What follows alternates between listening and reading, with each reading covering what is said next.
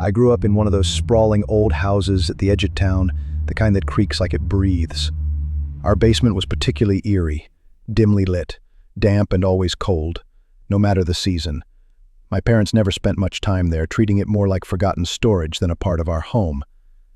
One rainy Saturday afternoon, bored and curious, I ventured downstairs to explore. Piles of forgotten memories cluttered the dark corners, ancient furniture, old boxes of photographs, toys I no longer remembered owning. Pushing aside a stack of rotted wooden planks, something heavy and covered in dust caught my eye. It was a mirror, large, oval-shaped, framed with intricately carved wood. Wiping the grime away, revealed a glass surface that strangely refused to reflect my surroundings. Instead of the basement behind me, the mirror showed a small, unfamiliar bedroom bathed in an unsettling yellow glow. The room was neat, too neat, with a race car bed, neatly arranged books, and toys placed precisely on shelves. Confused and fascinated, I stepped closer. Suddenly, a movement startled me. A boy appeared, walking slowly into the mirror's view. My breath caught in my throat. He looked just like me, same age, same messy hair, same curious eyes, but his expression was wrong, blank, emotionless.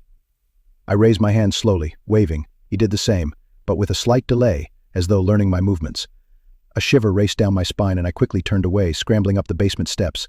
Yet curiosity had already taken root. Night after night, I returned, unable to resist the strange mirror. Each encounter became increasingly unsettling.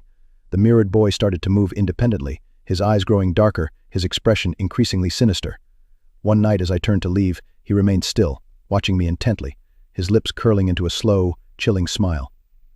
Terrified, I confided in my parents. They exchanged confused glances, dismissing my fears as an overactive imagination. Determined, I led them down to the basement, but the mirror had vanished.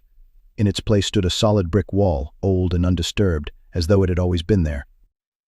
Over the years, I tried to convince myself it had all been a childhood dream, a figment of an imaginative mind, but deep down, I knew it wasn't. I could feel the boy's presence lingering. As I grew older, mirrors began to unsettle me profoundly. Quick glances in bathroom mirrors, reflections in store windows. I would occasionally catch glimpses of him, always standing just behind me, unmoving, patiently watching. Each time his presence felt closer, more tangible. One night, many years later, while visiting my parents, curiosity and dread drew me back to the basement. Standing before the old brick wall, I felt compelled to touch it.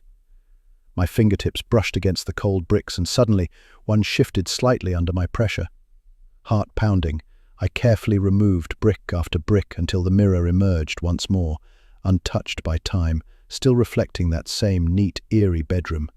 The boy appeared instantly, now a teenager like me, his dark gaze intense and unnerving. This time, he stepped close to the mirror's edge, placing his palm against the glass. Hesitantly, almost against my will, I raised my hand, mirroring his action. The moment our palms touched through the glass, a cold electric shock surged through my body. His voice, soft yet deeply chilling, whispered clearly in my mind, "Thank you for freeing me." In horror, I stumbled back, but now, it wasn't my reflection in the mirror. It was the dark, cold basement behind me, and I watched helplessly as the other me smiled calmly from my side of the mirror, turned, and climbed the basement stairs, disappearing into the life that had once been mine. And I remain here, trapped behind the glass, in the quiet, perfect room, waiting for someone else's curiosity to set me free.